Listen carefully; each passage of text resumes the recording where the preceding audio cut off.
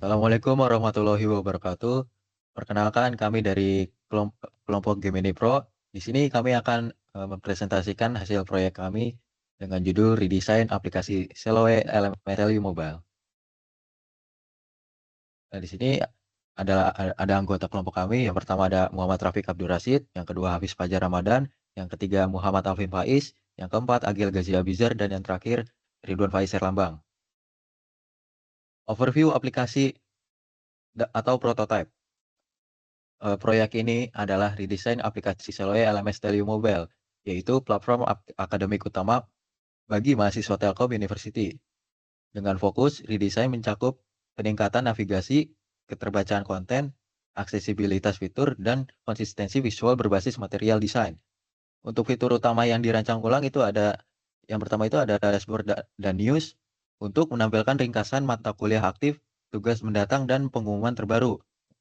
Lalu ada My Course untuk halaman daftar mata kuliah yang berisi materi perkuliahan, forum diskusi, tugas, kuis, dan ujian. Yang ketiga ada kalender untuk halaman yang menampilkan kalender beserta pengingat deadline tugas. Lalu ada profil, yaitu untuk halaman yang berisi setting, FAQ, dan kebutuhan lainnya. Lanjut ada pengumpulan tugas. Untuk fitur ini submit tugas dengan dukungan lampiran file, teks, dan konfirmasi pengiriman. Lalu ada forum diskusi, yaitu ruang tanya jawab antar mahasiswa dan dosen per mata kuliah. Dan terakhir ini ada notifikasi, yaitu pemberitahuan real time untuk deadline tugas, pengumuman, dan balasan forum. Baik, kita lanjut ke tujuan usability testing. Usability testing dilakukan untuk mengevaluasi sejauh mana desain prototipe yang telah dikembangkan memenuhi standar kegunaan atau usability dari perspektif penggunaan nyata, serta mengidentifikasi hambatan interaksi yang perlu diperbaiki sebelum tahap pengembangan lebih lanjut. Boleh, next. Nah, hipotesis dan parameter pengujian. Hipotesis di sini tipografi lebih besar dan kontras, warna meningkat akan meningkatkan kepuasan pengguna terhadap keterbacaan konten dengan target SQS score lebih dari 70. Lalu pengguna mampu menyelesaikan seluruh task pada skenario yang telah dibuat dengan target sukses rate lebih dari 80%. Lalu parameter yang diukur yaitu task completion time dengan waktu rata-rata menyelesaikan task diukur via time tracking maze. Error rate dengan perhitungan jumlah misklik per task yang diukur via heatmap maze, dan SOS score dengan kuesioner 10 item pasca pengujian. Boleh, next. Oke, selanjutnya skenario dan task testing. Profil partisipan di sini itu 5 hingga 8 mahasiswa Telkom University yang sudah pernah menggunakan Seleo LMS Telio Mobile. Nah, di sini ada skenario pertama yaitu login ke aplikasi Seleo LMS Mobile. Nah, konteks Udin butuh aplikasi untuk upload tugas dan akses materi dengan cepat. Teksnya masuk ke aplikasi menggunakan SSO atau scan barcode. Skenario kedua yaitu memeriksa deadline tugas. Konteksnya di sini, Udin ingin mengecek apakah ada deadline tugas untuk esok hari. Nah, tasnya masuk ke halaman kalender, lalu lihat daftar tugas pada hari yang sesuai. Skenario ketiga, mengakses materi kuliah. Konteksnya, Udin ingin mempelajari ulang materi kuliah sebelumnya. Tasnya masuk ke My Course atau beranda bagian overview, lalu masuk ke detail course. Skenario keempat yaitu mengumpulkan tugas. Konteksnya Udin harus mengumpulkan tugas sebelum deadline dengan cepat. Tasnya masuk ke kalender atau beranda bagian timeline, masuk ke detail tugas, lalu submit tugas. Oke, selanjutnya kita masuk ke demo clickable prototype. Nah, jadi di sini untuk platform desain yang kami gunakan yaitu platform Figma. Lalu untuk target platform kami yaitu untuk mobile, di mana untuk dikhususkan Android dan iOS. Lalu untuk platform testing kami yaitu Maze, dan di sini saya akan menunjukkan prototype Figma. Tapi sebelum ke situ saya akan menyebutkan komponen yang udah kami ubah. Yang pertama itu ada bottom navigation bar. Nah, ini diubah dari 5 menjadi 4 seperti ini. Ini untuk bottom navigation bar. Di sini terlihat ada 5, yaitu ada notifikasi, kalender, home, terus ada My Course dan juga pengaturan. Nah, di sini setelah kami redesign jadi 4 tombol, yaitu tombol home, tombol My Course, tombol kalender, dan tombol akun. Lalu selanjutnya yang kedua itu ada notifikasi. Nah, notifikasi ini dipindah ke bagian atas di page dashboard.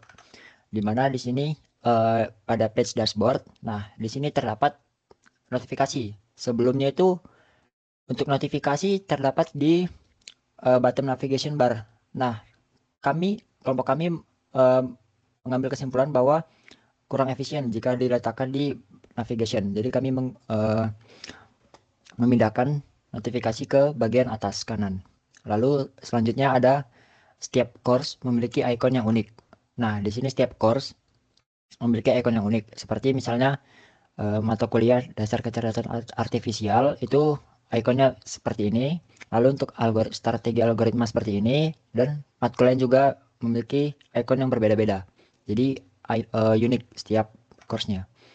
Lalu untuk yang keempat itu komponen yang kami ubah yaitu overlay untuk upload tugas. Jadi untuk upload tugas itu pertama kita di halaman ini, halaman submission. Lalu ketika kita mengklik add submission, maka akan menampilkan overlay seperti ini, overlay pilihan, ada file, kamera, foto, dan lain-lain.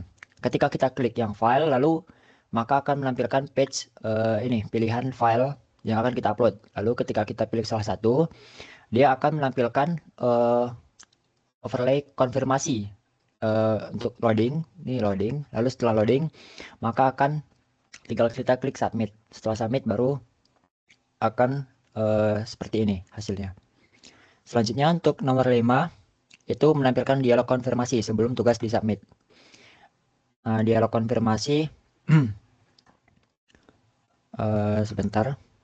Dialog konfirmasi sebelum tugas disubmit. Oke. Jadi untuk konfirmasi itu dia nih. Sebelum tugas konfirmasi sini ada overlay seperti ini.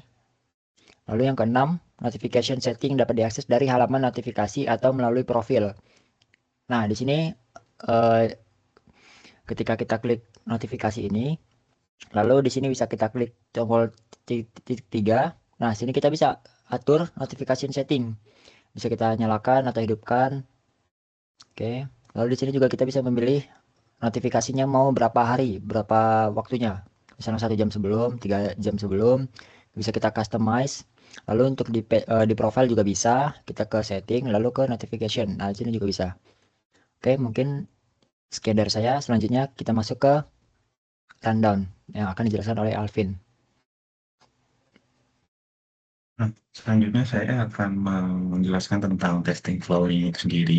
Untuk testing flow-nya itu sendiri dimulai dari ada greeting, ada sapaan dulu saat proses testing, kemudian ada skenario 1 yaitu login ke aplikasi, kemudian skenario 2 untuk memeriksa deadline tugas, kemudian skenario 3 untuk mengakses materi kuliah, kemudian skenario 4 untuk mengumpulkan tugas, dan terakhir ditutup dengan kuesioner sebanyak 10 soal. Dan diakhiri dengan ucapan terima kasih. Kemudian untuk testingnya sendiri kami sudah membuatnya menggunakan Maze.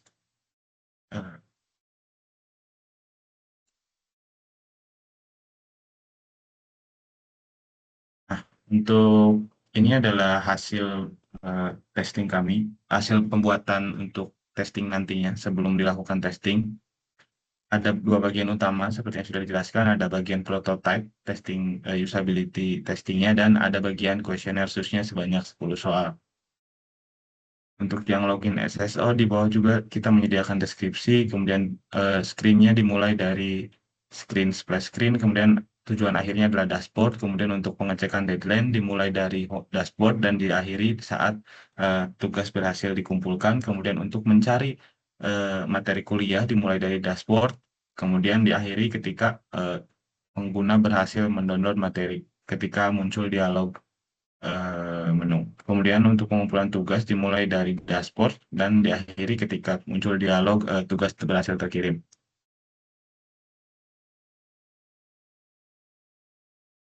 Nah, kemudian rundown-nya seperti yang sudah tadi dijelaskan, kita mulai dari testing, kemudian setelah testing pengguna mengisi kuesioner, kemudian setelah pengguna mengisi kuesioner, kemudian kami akan melakukan analisis terhadap hasil testing, bagian mana saja yang perlu perbaikan. Kemudian setelah melakukan analisis, kami melakukan perbaikan. Nah, karena keterbatasan waktu, kami tidak akan melakukan testing kembali setelah melakukan perbaikan. Jadi, kami hanya melakukan sekali perbaikan setelah testing.